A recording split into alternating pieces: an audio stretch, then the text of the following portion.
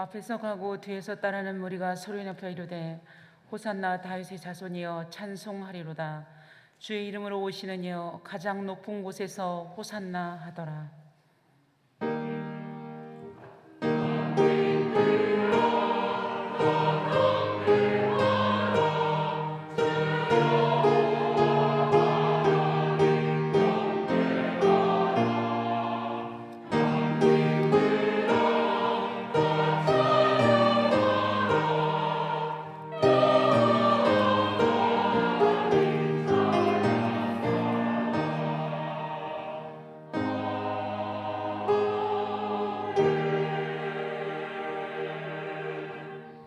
생명을 우리에게 베풀어 주시는 하나님, 지난 한 주간 동안에도 저희를 불기둥 구름기둥으로 인도해 주시고 오늘 예배의 자리로 이끌어 주시니 감사합니다.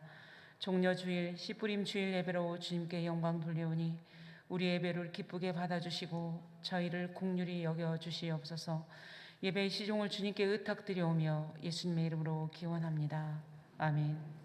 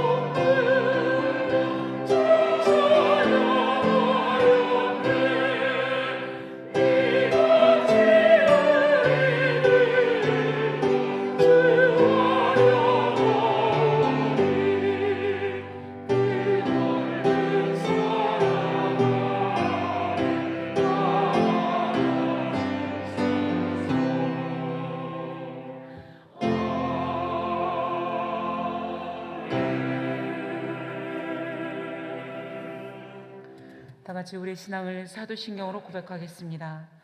전능하사 천지를 만드신 하나님 아버지를 내가 믿사오며 그 외아들 우리 주 예수 그리스도를 믿사오니 이는 성령으로 잉태하사 동정녀 마리에게 나시고 본디오 빌라도에게 고난을 받으사 십자가에 못 박혀 죽으시고 장사한 지 사흘 만에 죽은 자 가운데서 다시 살아나시며 하늘에 오르사 전능하신 하나님 우편에 앉아 계시다가 저리로서 산자와 죽은 자를 심판하러 오시리라.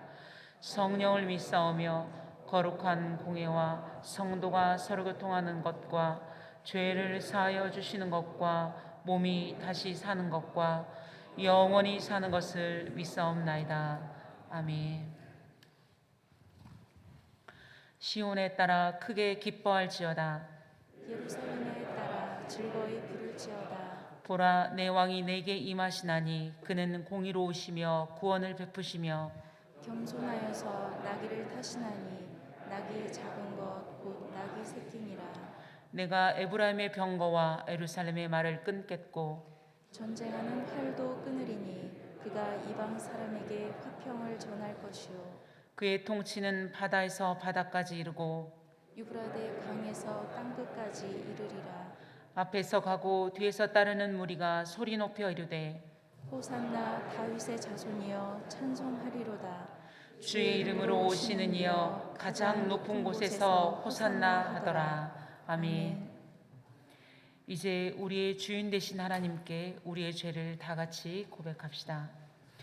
인류를 위해 십자가를 지시려고 예루살렘을 오르신 주님, 당신의 고난의 발걸음으로 인해 이 세상에 참 생명의 씨앗을 심고 십자가의 죽음으로 우리에게 참 사랑의 법도를 보여주시니 감사합니다. 오늘도 우리의 메마른 심령에 은혜의 단비를 아낌없이 부어주사 경배를 드리게 하시니 이 또한 감사합니다. 그러나 주님, 미련한 저희들은 고난의 십자가는 외면한 채 부활의 영광만을 탐하였습니다. 또한 무지한 군중들과 함께 거짓과 탐욕의 종려 가지를 흔들며 영적인 안일함에 빠져 있나이다. 주님, 저희의 모든 죄와 허물을 용서하여 주옵소서. 예수님의 이름으로 기도드립니다. 아멘. 이제 나와 하나님만이 하는 죄를 침묵으로 참여합시다.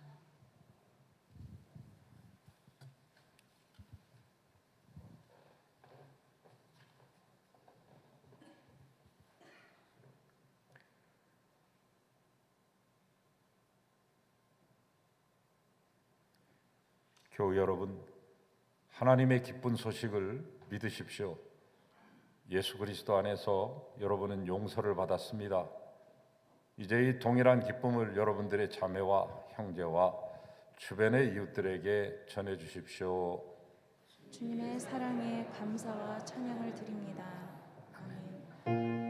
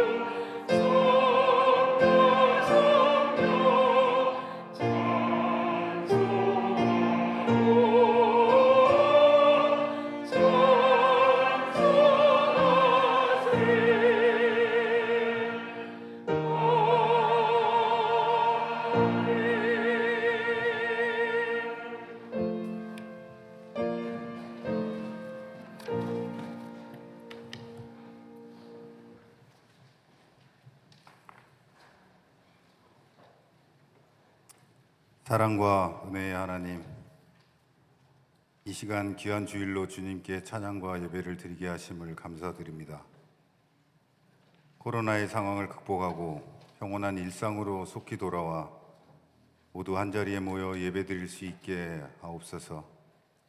어려운 상황이 계속됨에도 이렇게 드리는 예배가 온전히 주님께 영광이 되고 모든 성도분들에게 평안과 위로가 되는 귀한 시간으로 인도하여 주시옵소서. 오늘은 종려주일로 드립니다. 예루살렘에 입성하는 예수님을 바라보며 호산나를 외치며 우리는 세상의 왕이 오심을 기뻐하며 승리하였다고 생각하였습니다. 어린 나귀를 타고 오시는 예수님의 겸손과 온유를 생각하기보다 그저 승리만을 생각하는 교만함이 있었는지 돌아봅니다. 오늘을 시작으로 고난주간이 시작됩니다. 십자가의 온갖 수모와 고통을 경험하게 됩니다. 호산나를 외치고 다윗의 자손이라 환호하던 사람들은 예수를 십자가에 못 박으라 변하였고 배신하였습니다. 이 사건을 보며 우리의 삶을 돌아보며 회개합니다. 자신의 이익과 유익을 얻기 위해 선한 양심을 외면하고 있지 않는지, 불의한 세력이 나에게 유익하기에 고난과 박해를 피하기 위해 악의 편에 서지 않았는지 돌아보게 됩니다. 하나님의 공정과 상식을 내세우기보다 내 마음속의 공정과 상식, 나의 이익을 위해서 합리화하는 공정과 상식을 주장하지 않았나 돌아보게 하소서. 고난 주간을 지내며 십자가의 희생을 통하여 우리에게 보여주신 의미를 되새기게 하옵소서. 십자가를 지고 골고다 언덕을 오르는 피 흘리는 예수님을 상상해 봅니다. 우리의 죄를 사하기 위해 십자가의 고통을 지셨는데 십자가의 피로 우리를 구원하신 예수님을 보며 우리는 구원받은 자로 살고 있는가? 주님 용서하여 주옵소서. 우리에게 회개하는 용기와 변하지 않는 믿음을 주시옵소서. 하나님의 특권을 받은 자녀임을 믿고 살아가는 신실한 믿음의 자녀로 인도하여 주옵소서. 십자가의 사랑을 실천한 삶이 되게 하옵소서. 한 마리의 잃어버린 양을 찾는 것과 같이 소외된 이웃과 함께하게 하시고 장애인들과 같이 소수의 아픔을 외면하지 않고 배려하고 함께 아파하는 심령이 가난한 자로 살게 하옵소서. 이웃과 함께 어울려 살아가는 사랑을 실천하는 삶이 되게 인도하여 주옵소서. 각자 한 사람 한 사람을 세상에 보내신 소중한 목적이 있는 것으로 믿습니다. 우리의 삶이 주님께 쓰임받는 존재로 살게 하시고 우리를 세상에 보내신 목적에 맞는 귀중한 존재로 느끼며 실천하는 삶으로 살아가게 하옵소서. 이 나라를 위해 기도합니다. 전쟁이 없는 평화의 땅이 되기를 원합니다.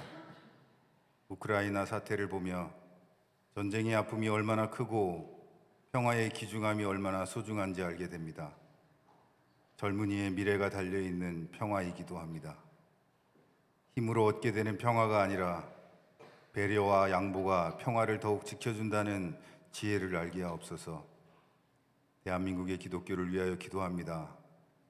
무속과 신천지 이단이 염려되는 세상이 될까 두렵습니다. 우리의 눈과 귀를 속이며 다가서는 무속과 이단에 담대히 맞서서 외치고 행동하는 하나님의 자녀로 살게 하옵소서.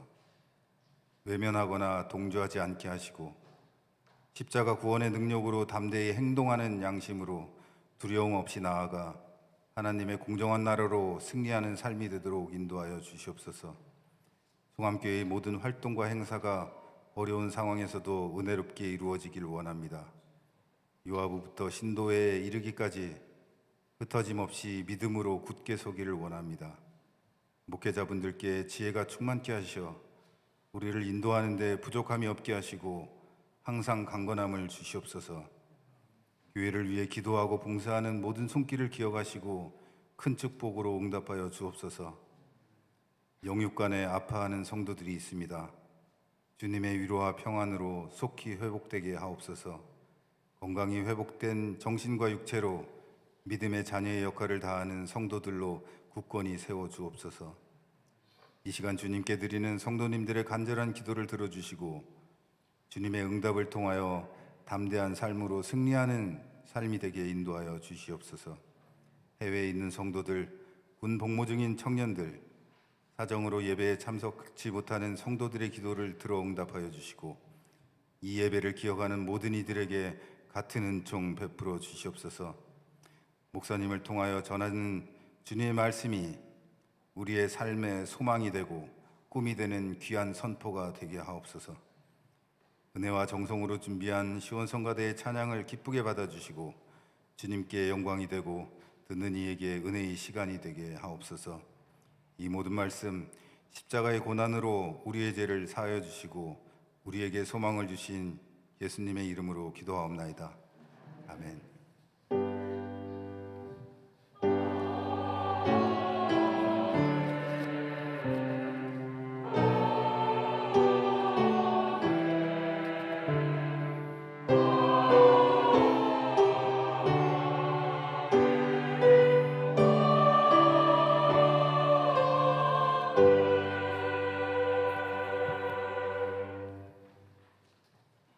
주께서 예루살렘 성에 입성하신 종려주일입니다.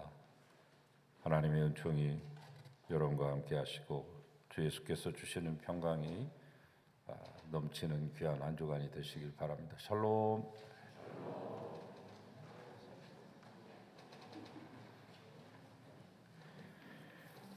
오늘은 동시에 총회가 정한 씨뿌림 주일이고 또 예전에는 농어촌 선교주일을 따로 지켰습니다마는 너무나 많은 주일들을 지킨다 해서 오늘 이 씨뿌림 주일과 함께 합들여서 농어촌 선교 주일도 함께 드리는 시간이 되겠습니다. 농어촌의 교회들을 위해서도 기도해 주시면 고맙겠습니다. 다음 주일은 부활주일이며 동시에 장애인 주일이고 또 4.19 혁명 기념 주일이기도 합니다. 뜻깊은 주일인데 감사함으로 주 앞에 나오실 수 있기를 바랍니다. 함께 성경을 읽어가고 있는데 이번 주는 열왕기상 20장까지 함께 보시기를 바랍니다. 내일부터 고난주간 특별 새벽기도회 우리 성인들은 아침 5시에 이 자리에서 모이시겠습니다. 교육부서 우리 유아부, 유치부는 워낙 어린이기 때문에 나오진 못하고 유년부, 초등부, 중고등부는 7시에 이제 기도를 하겠습니다. 아카데미 하우스 채플 건축 헌금 모금에 많은 분들 동참해 주셔서 감사를 드리고 다음 주까지 모금하고 마감해서 송금하도록 그렇게 하겠습니다. 속히 지어져서 우리 교회 성도님들이 수시로 잘 이용하실 수 있게 되기를 바랍니다. 코로나가 확진될 때 교회로 알려주시면 함께 위해서 기도하겠습니다. 많은 고통 중에 있는 분들 계시는데 이분들을 위해서도 기도해 주시면 고맙겠습니다. 2분기 맞이해서 교회에서 우리 목회자들이 정선해서 추천 도서를 여러분에게 소개해드렸고 거기에 나와 있는 도서를 도서실에 비치해 놨습니다. 2주간씩 대여하실 수 있으니까 언제든지 대여를 희망하시는 분들 이번 분기뿐만 아니라 지나간 것들도 주옥 같은 그런 신학 서적들이 많이 있으니까 또 대여하실 수 있기 바랍니다. 우리 김혜정 목사님 오셨나요? 앞으로 나오시죠. 지난 주간 동안에 김혜정 목사님 아버님 되시는 김삼섭 성도님 85세를 일기로 주의 품에 안기셨습니다. 따님이 목사가 되신 걸 그렇게 감사하고 기뻐하시면서 복음을 받아들이지 않고 굳게 닫고 계시다가 목사님이 되셔서 또 세례를 베푸시고 성만찬도 따님에게서 받으시고 마음문을 여시고 주님을 영접하고 구원의 확신 가운데 주의 품에 안기셨습니다. 이제 먼 포항에서 했기 때문에 많은 분들이 못 가고 대표자들만 다녀왔습니다만 마음으로 또 여러분 위로해 주시고 도와주신 것을 감사합니다. 이제 다 같이 잠깐 일어나셔서 함께 맞절하심으로 예를 표하도록 하겠습니다. 자려 인사하시죠. 하나님 사랑하는 우리 김삼숙 성도님 긴 세월 동안에 이 땅에 있게 하시고 아름다운 가문의 가장으로서 세워주시며 기둥처럼 사용하셨는데 주의 품에 안으셨습니다. 평안함을 맛보게 하시고 진정한 참 안식에 거하게 하소서. 하나님 우리 김혜정 목사님을 비롯한 슬픔에 있는 유족들을 하나님 친히 방문하시고 만나주시고 위로하시고 감싸 주셔서 속히 회복되게 하시고 아름다운 신앙의 명문 가게를 이뤄가게 하시옵소서. 축복하며 예수님 이름으로 기도합니다. 아멘. 네, 앉으시고 들어가시죠.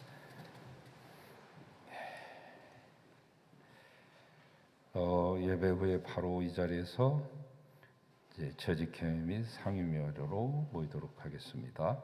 잠시 남아주시기 바랍니다. 우리 정양숙 권사님 댁에서 넘어지셔서 많이 타박상을 입으시고 많이 힘드셨는데 댁에서 좀 치료하시다가 또 견디기가 힘드셔서 대한병원에 입원해 계십니다. 위에서 기도해 주시기 바랍니다. 전영란 집사님, 김종윤 교우님 또 무릎과 허리 수술을 마치시고 댁으로 돌아오셨는데 속히 완쾌하실 수 있도록 기도해 주시기 바랍니다. 다음 주에는 세례문답이 있고 세례 거행되겠습니다. 이상입니다.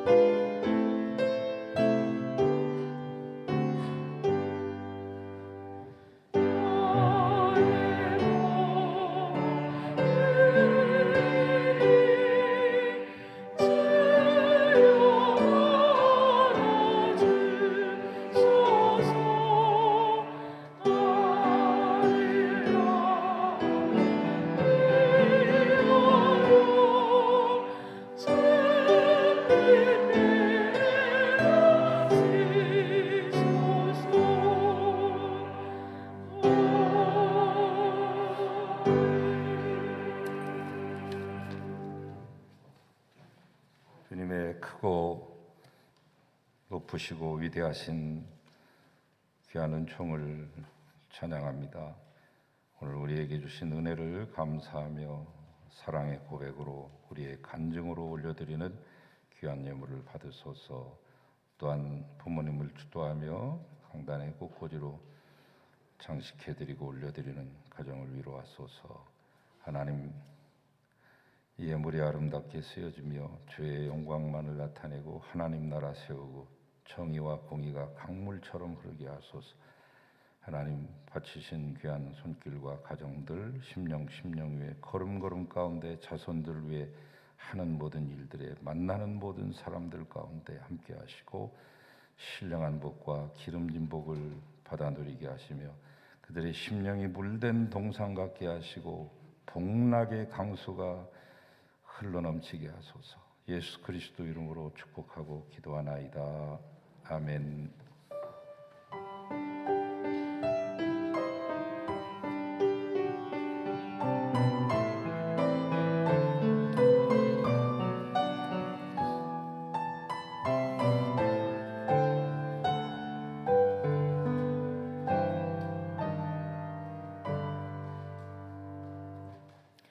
이제 하나님의 말씀을 받겠습니다. 오늘 우리에게 주시는 하나님의 말씀은 호세아 10장 12절, 마모스 5장 4절에서 6절 말씀, 14절에서 15절 말씀입니다. 먼저 호세아 10장 12절 말씀입니다. 너희가 자기를 위하여 공의를 심고 인애를 거두라. 너희 묵은 땅을 기경하라. 지금이 곧 여호와를 찾을 때니 마침내 여호와께서 오사 공의를 비처럼 너희에게 내리시리라. 연이어 아모스 5장 4절에서 6절 말씀, 14절에서 15절 말씀입니다. 여호와께서 이스라엘 족속에게 이와 같이 말씀하시기를 너희는 나를 찾으라. 그리하면 살리라. 베델을 찾지 말며 길갈로 들어가지 말며 부엘세바로도 나아가지 말라.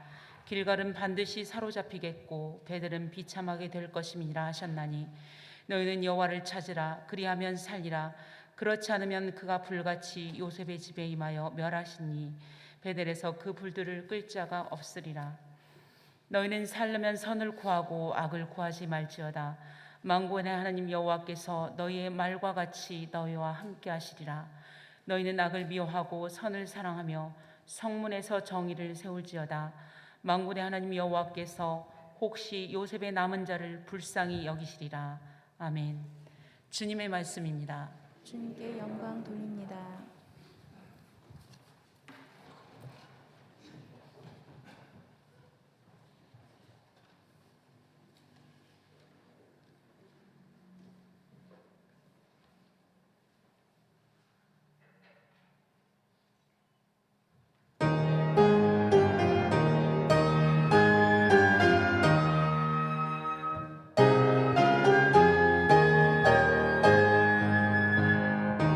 아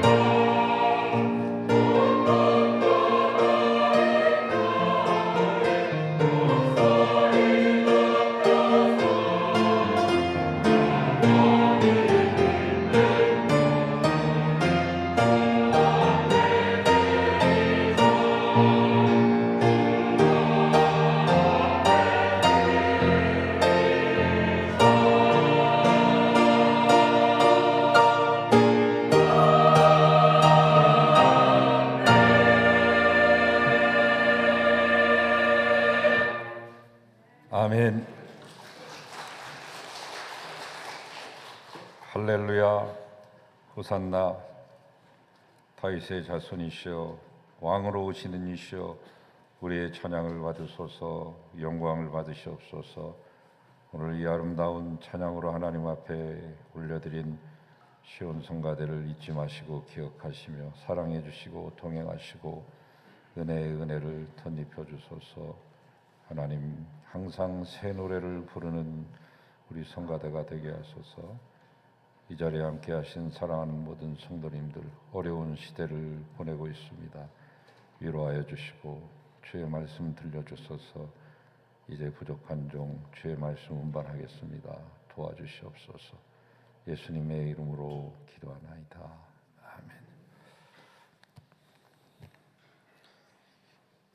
오늘 종려주일인데 종려주일에 대한 설교는 제가 한 달 전에 마태복음 지금 시리즈로 설교하고 있잖아요. 그때 한번 말씀을 드렸습니다.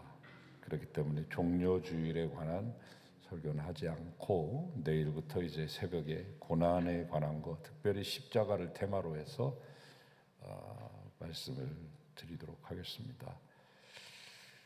우리 기장총회는 매년 이제 4월 둘째 주일에 이 씨뿌림 주일 예배를 드리기로 2005년 9월 달에 저 광주 지역의 어머니 교회인 광주 양림교회에서 제90회 기장 정기 총회를 열면서 결의를 한 바가 있습니다. 그래서 그 다음엔 2006년부터 우리가 지금까지 지켜오게 되었죠. 제가 부임해 온 이후로 이 씨뿌림 주일에 관한 설교를 별로 못 드렸던 것 같습니다. 왜냐하면 그때가 종려주일이기도 하고 부활주일에 겹치기도 해서 절기설교 둘 중에 하나를 선택하는 데 있어서 부득이하게 종려주일이나 부활주일 설교를 했기 때문입니다.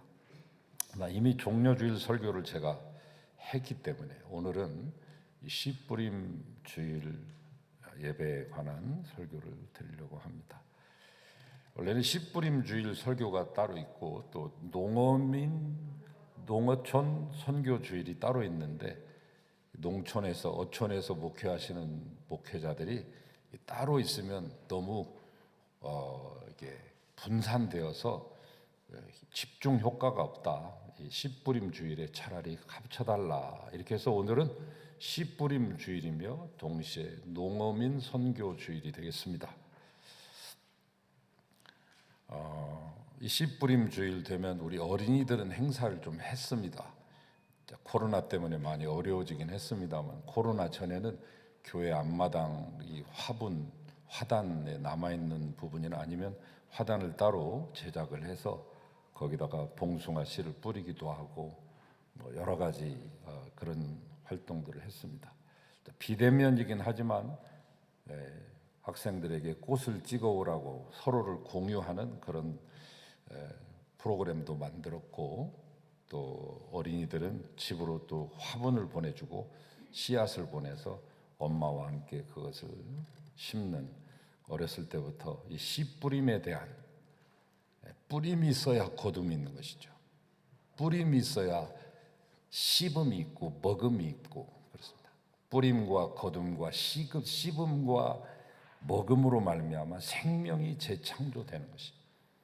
이 원리를 가르치기 위해서 우리 교육자들과 선생님들이 부단히 애를 쓰고 계속 어저께도 방문을 마쳤습니다. 우리 어른들은 뭐 특별히 활동은 하지 않지만 이 정신을 오늘 말씀을 통해서 함께 기렸으면 좋겠습니다. 코로나 팬데믹의 이 상황 속에서 전 세계와 세계 시민들 그리고 세계 교회가 고난과 위기에 처해져 있지만 빼앗긴 들에도 봄은 오듯이 봄이 오게 되면 어김없이 꽃은 피고 만물이 소생합니다. 지금 전국은 온통 벚꽃이 만발했습니다. 부활절 즈음에서 이 씨뿌림 파종주의를 지킴으로 하나님께서 이루어가시는 섭리와 자연의 이치를 통해 우리의 신앙을 되돌아보고 구원으로 인도하시는 하나님의 사랑을 다시금 성찰하는 그런 성도들이 되자라고 하는 의미로 이 주일을 제정한 것입니다. 우리의 믿음에 대한 성찰이죠. 단순히 씨뿌림, 농민, 농어촌 그리고 이런 것들만이 아니라 생명에 관한 관심과 우리의 신앙을 재조명하고 성찰하기 위해서 이 매듭을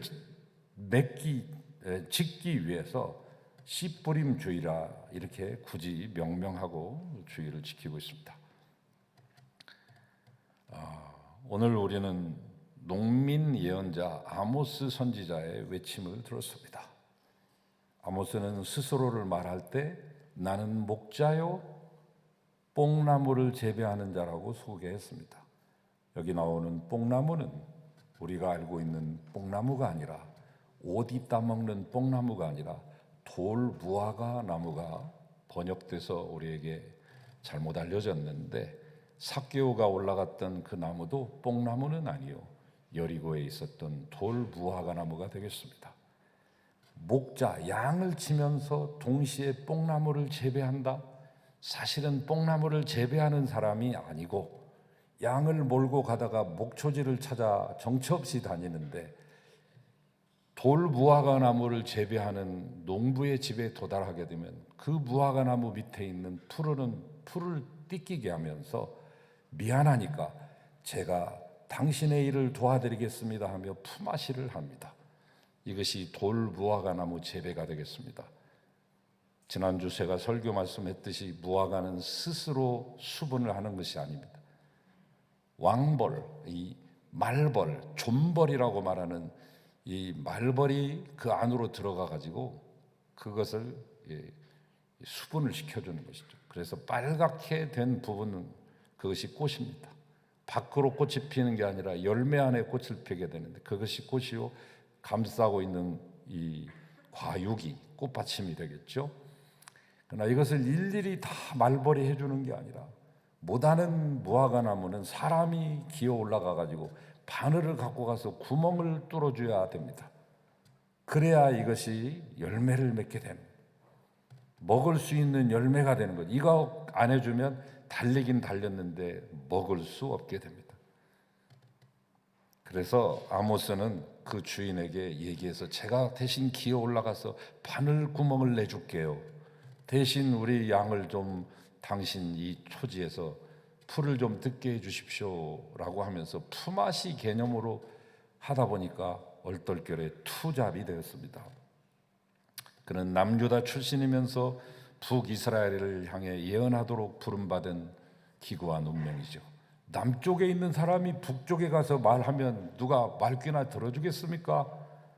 저 북에 있는 사람이 남에 내려와 가지고 얘기한들 누가 귀를 기울여 주겠습니까?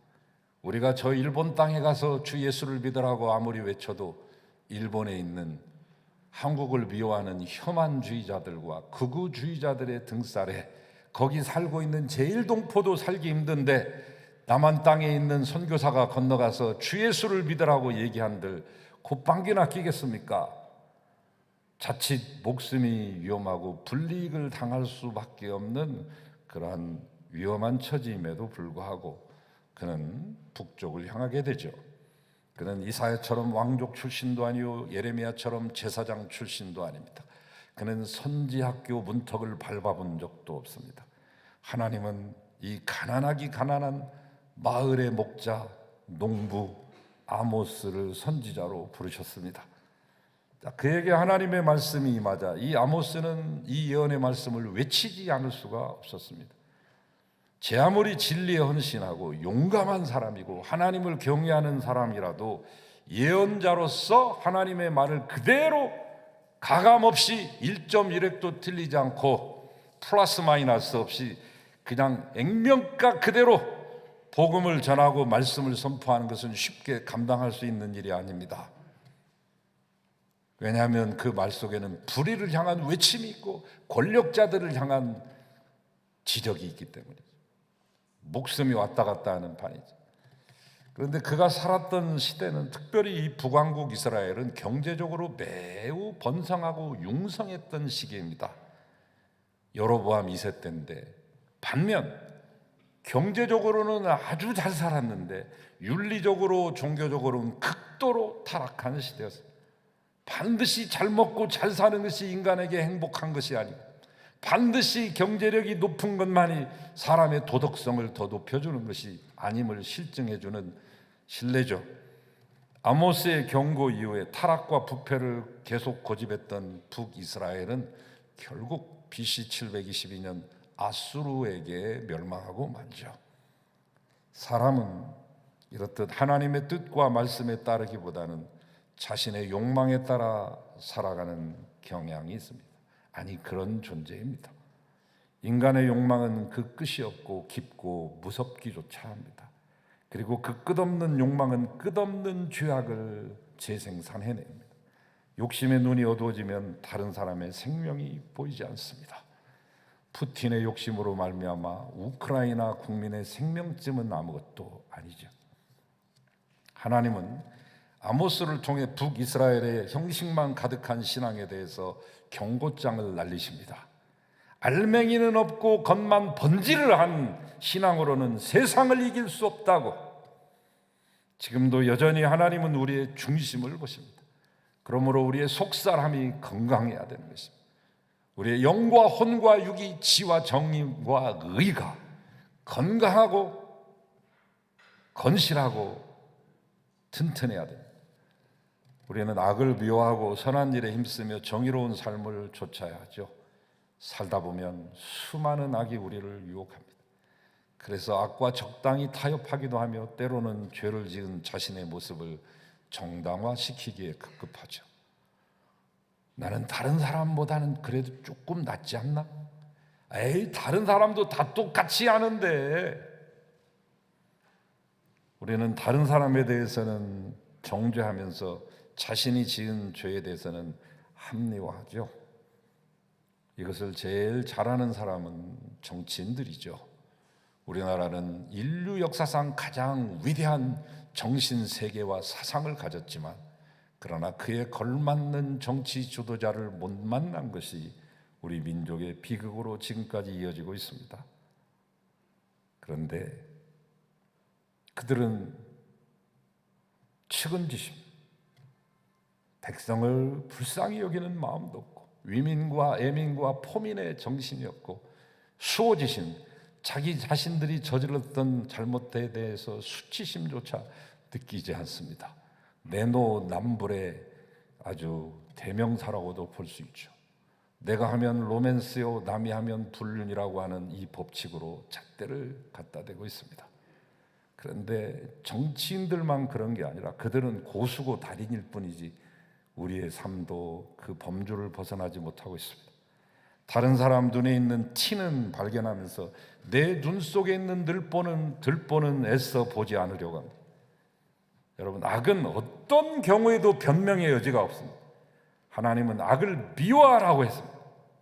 하나님의 백성인 우리는 공의와 정의가 강물처럼 흐르는 삶을 살아야 한다고 아모스 선지자를 통하여 우리에게 말씀하십니다.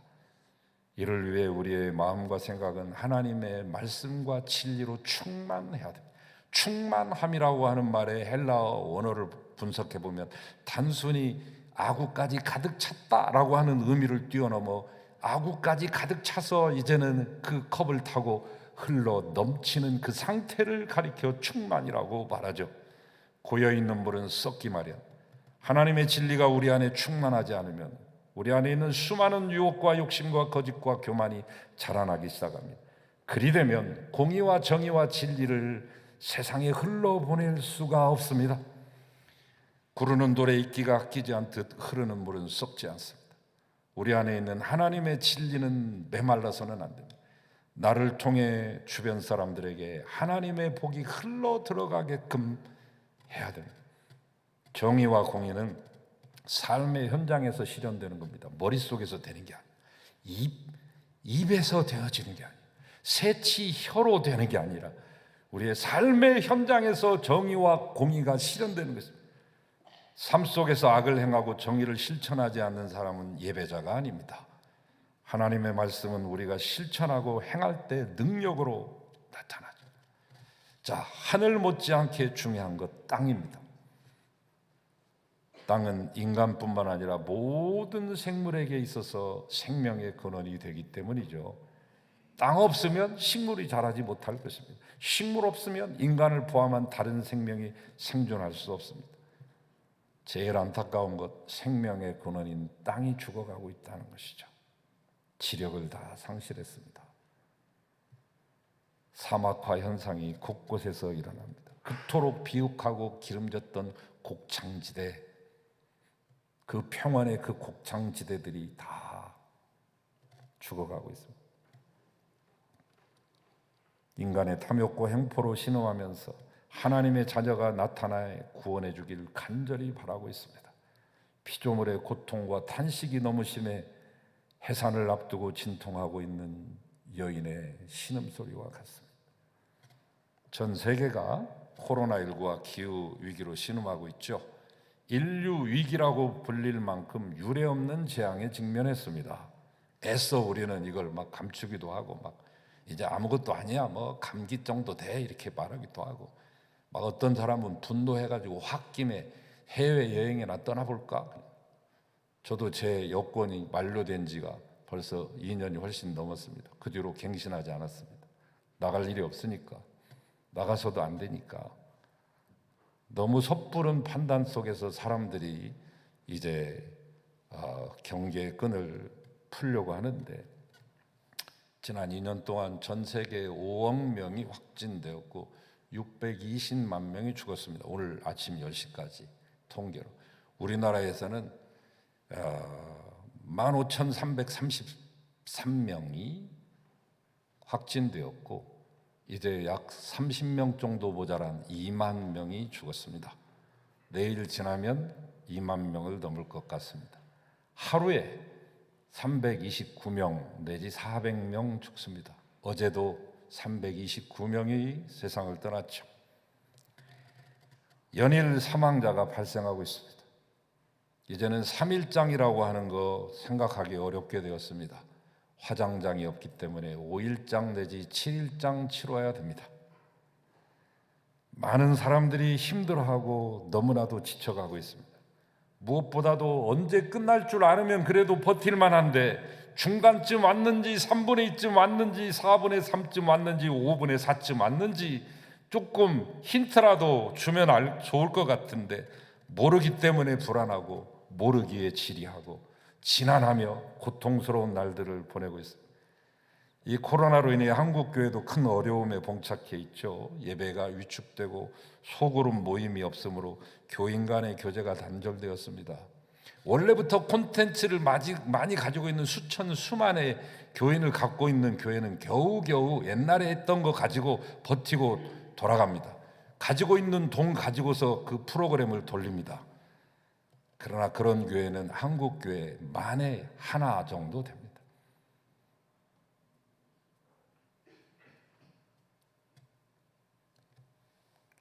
교인 수는 줄어들고 새신자 역시 미미합니다. 우리 교회에 4개월 동안 새신자 한 분 오셨습니다. 그것도 우리 교회 권사님의 어머니 권사님이 오셨습니다. 우리 교회를 7, 8년 이상 많이 다니시다가 결심하시고 오신 것이죠. 개척교회는 두말할 것 없고 농촌교회의 어려움은 말로 다 표현하기 어려울 지경이 되었습니다. 어서 이 기나긴 터널을 지나기를 기도하며 새로운 역사를 희망하며 꿈꾸게 되는 현실입니다. 기후변화는 지구촌 전체를 생각하지 않고 나만, 내 가족만, 내 기업만, 내 나라만, 내 지역만 생각하는 이기주의가 불러온 재앙이죠. 저는 이것을 심판이라고 말하지 않습니다. 우리가 저지른 당연한 대가라고 말하고 싶습니다. 공동체성을 잃고 더 빨리, 더 크게, 더 높이, 더 편리하게를 추구하며 지구의 자원과 에너지를 마구 써버린 결과가 오늘의 기후 붕괴를 초래했죠. 이 기후 붕괴는 지구 전체의 붕괴를 초래할 것입니다. 이 기후 이변은 지구상에 살고 있는 사람들의 생명을 위협합니다. 특별히 약한 자, 병약한 분들, 어르신들, 어린이들, 가난한 이들의 목숨을 위협하죠. 여러분, 작년 12월부터 올 한 3월까지 한 4개월 한 반 동안에 우리나라에서 기르고 있는 양봉을 하고 있는 꿀벌이 80억 마리가 하루아침에 증발했습니다. 꿀벌이 사라지는 것은 좋은 징조가 아니죠. 일찍이 아인슈타인은 그런 말을 했습니다. 꿀벌이 사라지면 인간은 고작 4년 더 버티다 죽는다. 4년만 생존할 뿐이다, 그렇게 말했습니다. 지금 그 조짐이 보이고 있죠. 꿀벌이 죽으면 식물은 없을 것이고, 여러분, 꿀벌이 거의 다 90%의 이 과일과 이런 모든 식물들을 다 만들어내는 거죠. 그 수분 작용을 통해서. 그거 없으면, 매개체 없으면 없습니다, 여러분. 아몬드 못 먹습니다, 여러분. 딸기 못 잡습니다. 식물이 없으면 식물을 먹고 사는 동물이 없고, 동물이 없으면 식물과 동물을 먹고 사는 인간도 없습니다. 지극히 당연한 결론이, 눈에 보이듯이 명약관한 뻔한 결론 속에 있으면서도 아무도 위기의식을 느끼지 않고, 아무도 외치지 않고, 아무도 두려워하지 않습니다. 실제는 알려고 하지 않는 것이죠. 왜? 두려우니까. 우리는 하나님께서 보시기에 좋았더라 하신 이 세상을 아름답게 보존하지 못한 죄와 잘못을 고백해야 됩니다. 나아가 피조물들의 고통을 보고 들어야 됩니다. 이 위기 빨리 극복할 수 있도록 하나님께 지혜를 구하고 우리가 함께 하나 되어 기도하며 이 역경을 잘 헤쳐나가야 되겠습니다. 여러분, 이 위기는 어디에서 왔습니까? 하나님 말씀 멀리하고 우리의 욕심대로만 산 죄의 결과 아니겠습니까? 신음하는 지구, 고통받는 인류가 어서 속히 이 어려움에서 벗어나는 길은 과거의 모습을 벗어버리고 새로운 해결책을 찾아 나서는 것입니다. 여러분, 예전의 과거는 돌아오지 않습니다. 더 이상 예전이 아닙니다. 기후가 붕괴된 이 현실을 늦추고 돌이키는 것은 물질위주, 생산위주의 삶으로부터 생명위주의 가치관과 세계관으로 돌아서서 하나님 말씀에 귀를 기울이는 것입니다. 우리의 농촌은 무너질 대로 무너졌습니다. 농촌교회도 지칠 대로 지쳐 있습니다. 농촌 무너지면 도시도 안전할 수 없습니다. 왜? 가장 걱정되는 게 먹거리 위기입니다. 여러분, 밤새 무슨 앱을 이용해서 하면은 밤새 갖다 놓고 새벽에 문 열고 새벽 기도 나오려고 하면 문 앞에 먹을거리가 다 있으니까 먹거리가 다 언제든지 버튼만 누르면 될 거라고 생각하는 것은 착각이죠. 농촌은 먹거리를 생산하는 것입니다. 기후와 지구 생태 위기는 단순히 폭염과 가뭄, 태풍과 홍수를 넘어 식량을 확보하기 위해 이제는 지역적으로, 국지적으로, 국제적으로 갈등과 전쟁의 원인으로 언제든지 치달을 수 있는 게 식량입니다. 언제든지 식량의 노예와 식량의 식민지가 될 수 있다는 사실을 기억해야 됩니다. 그래서 우리는 이 위기를 극복하기 위해 농촌을 지키고 살려내야 되는 것입니다. 오늘 우리는 이 씨뿌림주의, 농어민 선교주의를 지키고 있습니다. 농어민 선교에 마음 모으고 농어촌 교회를 위해 기도하고 이 교회들을 가슴으로 끌어안고 세우는 주일이죠. 농민이 웃어야 국민이 웃고 농민이 행복해야 도시민도 행복한 것입니다. 우리 교단은 어두운 역사에 잠겨 있었던 이 땅의 새날을 밝히고 새 역사를 만들고자 노력해왔습니다. 거짓과 부정과 탐욕의 문화를 거부하고 진리와 자유와 생명의 탑을 쌓고자 애써왔습니다. 아니, 몸을 던져왔다는 표현이 더 적절할 것 같습니다. 또한 하나님의 정의와 평화를 이 땅에 실현하며 창조 질서를 회복하기 위해 하늘의 백성과 씨앗들로 살며 복음의 씨를 묵묵히 뿌려왔습니다. 우리는 이 역사와 진리 앞에 부끄럽지 않는 삶을 이어나가기에 눈물과 무릎과 가슴으로 기도의 행진을 이어온 자랑스러운 교단의 역사를 지니고 있습니다.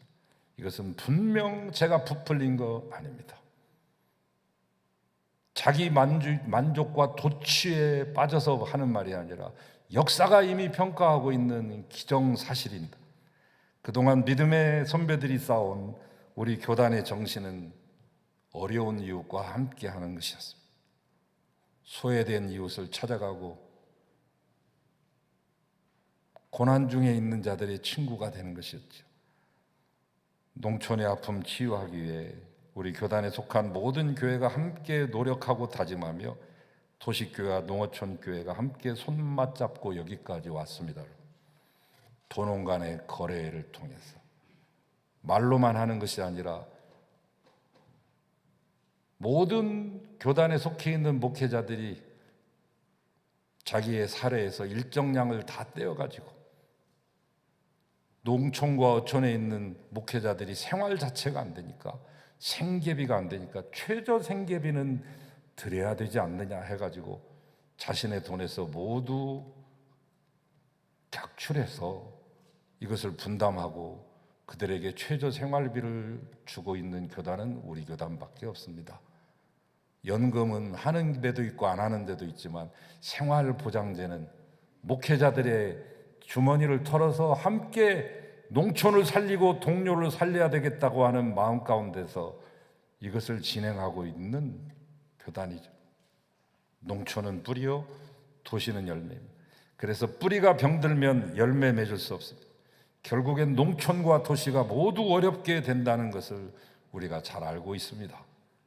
오늘 이 주일은 연약한 농촌이 자생력을 얻도록 도우며 연대할 것을 약속하고 이것을 세상에 선포하는 것을 기억하는 주일이죠. 이 약속과 다짐 잊지 않기 위해 우리는 해마다 이 농어민 선교주의를 지키고 있습니다. 예수님은 요한복음 15장 1절 말씀에 놀라운 선언을 합니다. 내 아버지 하나님은 농부시다. 세상에 있는 수만 가지의 직업 가운데 하나님의 직업을 농부라고 비유하고 있습니다. 놀라운 말씀이죠. 그런데 요즘 농부의 처지는 길가에 내버려진 막대기만 또 못한 취급을 받습니다. 아이들과 젊은이들은 다 떠나가고 그나마 남아 계신 어르신들은 외롭고 쓸쓸하고 적막한 삶으로 하루하루를 버틴다고 하는 표현이 맞겠습니다. 농촌교회 가면 70세 넘는 할아버지가 농촌교회 청년회 회장입니다. 적막강산입니다. 아기 울음소리 그친 지 이미 오래. 여러분 20만 내지 30만 명 정도 보이는 지방 도시들이 다 소멸 도시 명단에 들어갔습니다. 군, 시, 읍 수십 개가 됩니다. 제가 태어나고 자랐던 그 지역의 도가 50년 전에 250만 명이었는데 그 당시 우리나라 인구가 3천만이었는데 지금 5천만을 넘었잖아요. 5천만이 넘었음에도 불구하고 50년이 지난 지금 180만입니다.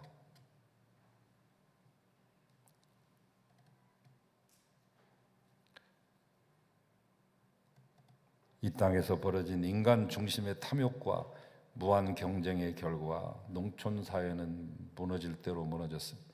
농촌이 무너지니 지구도 아프게 되고 기후위기도 찾아오게 된 것이죠. 지구를 살리고 기후회복하는 방법 다른 곳에서 찾을 수 없습니다. 방법은 하나, 농촌을 살리는 것이죠. 뿌리가 건강해야 식물이 잘 크고 좋은 열매 맺는 것처럼 농촌이 행복해야 도시도 얻을 수 있습니다. 오늘은 씨뿌림 주일. 농부는 가을의 결실을 바라보며 씨를 뿌립니다. 힘들어도 농부는 반드시 씨를 뿌립니다. 왜? 뿌리지 않으면 열매가 없으니까. 눈물 흘리며 씨 뿌리는 자 기쁨으로 거두리로다. 울며 씨 뿌리러 나가는 자 반드시 그 곡식단 가지고 오리라. 여러분, 오늘 말씀은 딱 하나의 결론이에요. 그분을 찾으라. 그러면 산다. 이 말을 거듭 2번 반복하고 있잖아요. 짧은 이 3절 가운데 거듭 2번 반복하고 있다. 여호와를 찾으라. 그리하면 너희가 살리라. 너희의 묵은 땅을 기경하라. 공의를 심고 인애를 거두거라.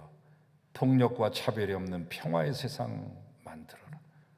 낮고 소외되고 그늘진 곳에 복음 전하고 상처 입고 아파하는 사람들 위로하고 치유하는 파수꾼이요 추수꾼이요 치유자가 되거라고 말씀하십니다. 저는 오늘 말씀을 마치며 사도 바울이 갈라디아 교회에 보냈던 편지의 마지막 장을 장식하는 부분을 읽고 마치겠습니다. 사람이 무엇이든지 심는 대로 거두리라. 자기의 육체 위에 심는 자 육체로부터 썩을 것 거두고 성령 위에 심는 자 성령으로부터 영생 거두리라. 우리가 선을 행하되 낙심치 말지니 포기하지 아니하면 때가 이름에 거두리라. 그러므로 우리는 기회 있는 대로 모든 이에게 착한 일 하되 더욱 믿음의 가정들에게 할지니라. 분명 우리는 어려운 시기를 보내고 있습니다. 모두 허덕이고 힘들어하고 있습니다. 하지만 우리가 겸손한 마음으로 다시 한번 하나님을 찾고 참여하며 사랑과 정의를 심는 기도의 행진을 멈추지 않고 계속한다면 하나님께서 반드시 긍휼을 베풀어 주실 줄로 믿습니다. 마침내 의의 핏줄기를 이 땅에 내리실 줄로 믿습니다. 우리의 소망은 여호와 하나님입니다. 하나님, 당신을 소망합니다. 주여, 우리를 외면치 마시고 버리지 마시옵소서. 긍휼을 베풀어 주시옵소서. 예수 그리스도의 이름으로 기도하나이다. 아멘.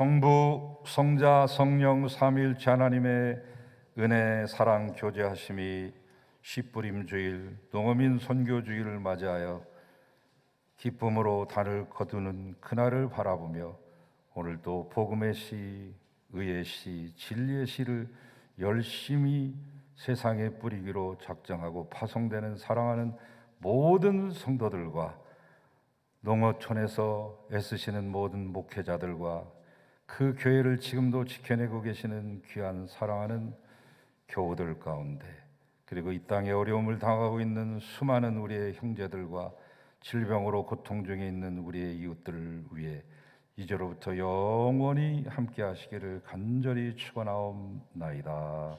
아멘.